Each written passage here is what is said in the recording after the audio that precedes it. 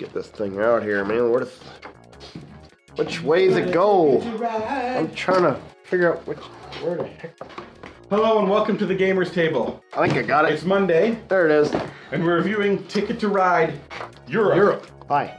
Ticket to Ride is a good game for introducing new players to the Eurogame-ish type of games. I enjoy this game, but I think this is one of those games I enjoyed more in the early stages of my board gaming career, or whatever you want to call it. Career? Okay. Yeah, I think we have advanced Gaming is past a career. this type of game. Again, what you would call a gateway game. You can get people who don't play involved board games to probably play around with this. There's not a whole lot of thinking going on in this game. I like It's a good fairly variety of games, though. Like, I don't want. Sometimes you just want a lighter, quicker game. This is a good game for that. You know, if you don't want later in the night or something, you still want to play. Not a lot of thinking involved. Dink.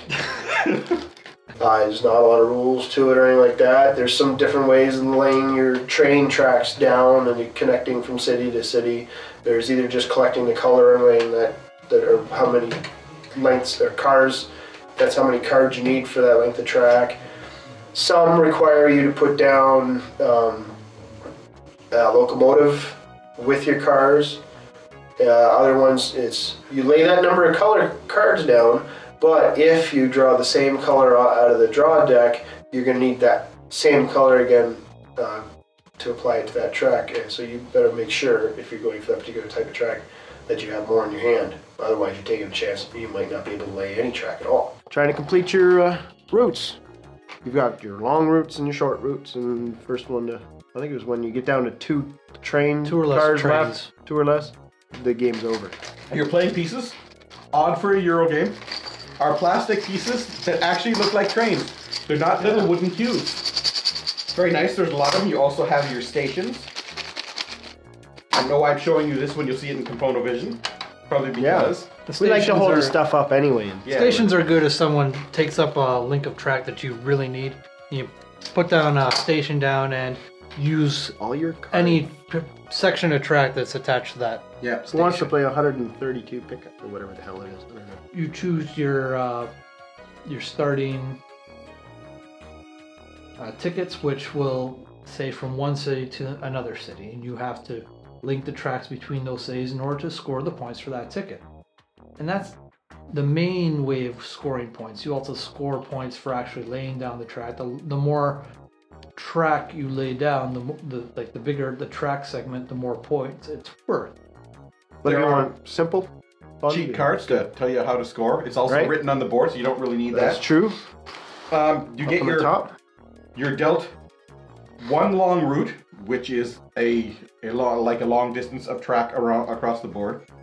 And three short routes, and you can choose to do or not do any one of them. And you can pick up more routes after. Two of them. Yeah, and you can pick up more routes later on in the game too if you've still got trains left over and you want to get some more points before. Yeah, so if you think you can beat the other guys. You can do 3 things on your turn in this game. Actually, 4.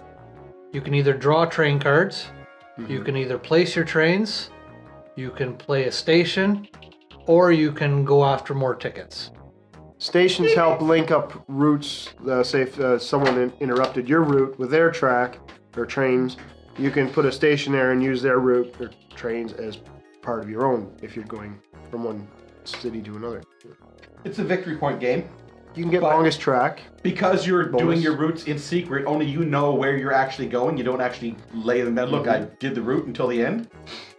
You're not really sure until the end of the game who's winning. I mean, it looks like, I think I got some good routes. I look like I'm in a good position. Oh, wait, no. Chris has got one route that goes all the way across his board. He's going to get longest route. That's going to be a lot of points. Oh, maybe I don't have it. Maybe I do, maybe I don't. I don't know.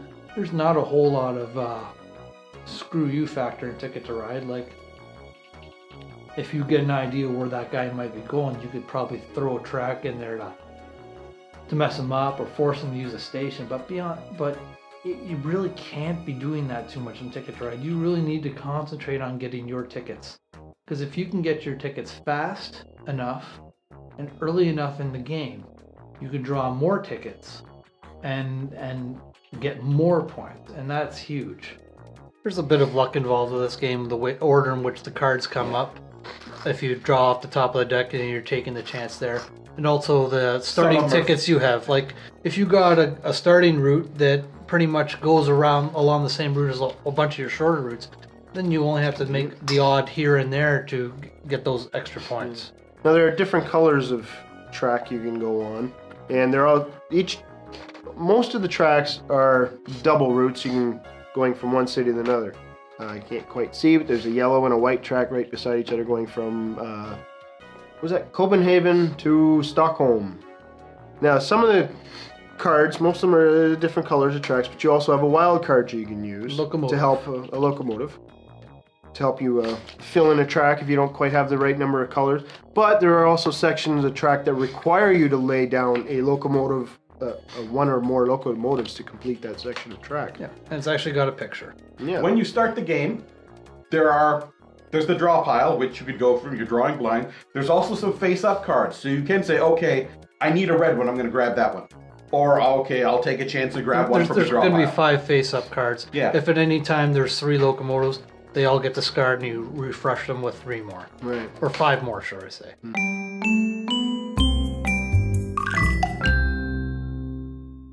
This email is from Daniel. First off, I'm a gamer. I have not picked up a controller since PlayStation 2's Resident Evil. Since then, I've been collecting board games. Ooh, you can play video games too. They're your gaming life for many different types of games. I haven't been playing a lot of video games either, other than Final Fantasy Online, but yeah, we've been playing a lot more board games since we started getting into them. Final Fantasy Online's more of a second job than a game. For some people, yeah. Unfortunately, I work 60 plus hours a week, so I can't play video games until October when the season ends. I spend most of online time at Board Game Geek watching reviews of games that I own and want to own. You guys are great, and I'm not comparing you to the other critics, but I love that you're not bitching about a bad game experience or instructing viewers on how to enjoy a good game. Blah, blah, blah. I'm a fan. Thank you. On a cold, dark night, when the moon was full and the stench, sweaty palms was in the air, the Gamers Table review of Nightfall came on. I bought the game the following day. This was a magical moment for me. 51 seconds to 1 minute 20 seconds was the funniest clip I've ever seen. Chris's face. After watching this 10 more times, I decided that you were the best at what you guys do. Please don't stop. What do we do? Did you tell us what we do? We're still trying to figure it out. I think that review was when the video dropped out, so while Ken was reading the review, I had to cut to something. Oh, so and it was my face just sitting there. Back to Ken. Dopey guy. Oh, yeah. Yes. I gotta go back and watch some all people get good nicknames, I get Dopey Guy. Yeah, I've said before in one of the recent reviews, I gotta go back over YouTube and Board Game Geek and look at all the comments and see what people have said and maybe get my own 2 cents back in again on the comments. Wrapping up for Ticket to Ride. Well, it's a simple, fun game. It doesn't take that long to play. It's easy to learn. I enjoy it quite a bit, even though it's not a complicated game or anything like that. But it's nice and light. It's still a good game, board gamers game, and it's a good family game at the same time. It's the intermediate. So, I'm going to give it a 7. Wow. I thought for sure you'd give it an 8. Ken was going to give it a higher number because that means saying, well, you know. Well, there's not a lot to it. It's not terribly exciting, but I still enjoy it. It's a nice, fun, light game. It doesn't really interest me a lot.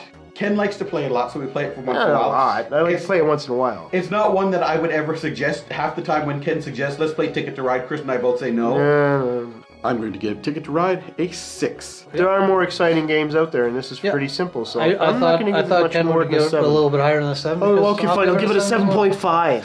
Ooh, too late. 7.5. Oh, yeah, all right, fine, 7. Peer pressure. 7. I give Ticket to Ride a 7. It's a good game, but there's not as much to it as I would like. But, I mean, not every game has to have a whole lot of things to it. Exactly. Like Chris is looking for the card to blow up other people's track.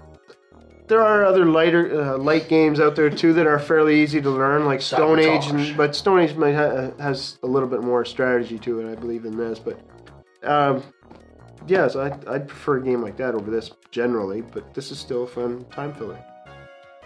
And one thing in general, I'm just going to get this off my chest. The victory track around the outside of the board, it seems like a good idea, but how often does that get hit? Like I'm not just talking about this game, but like every game with the victory track thing around the board. Oh, jeez, yeah, there's so many times we don't. Did I move my guy?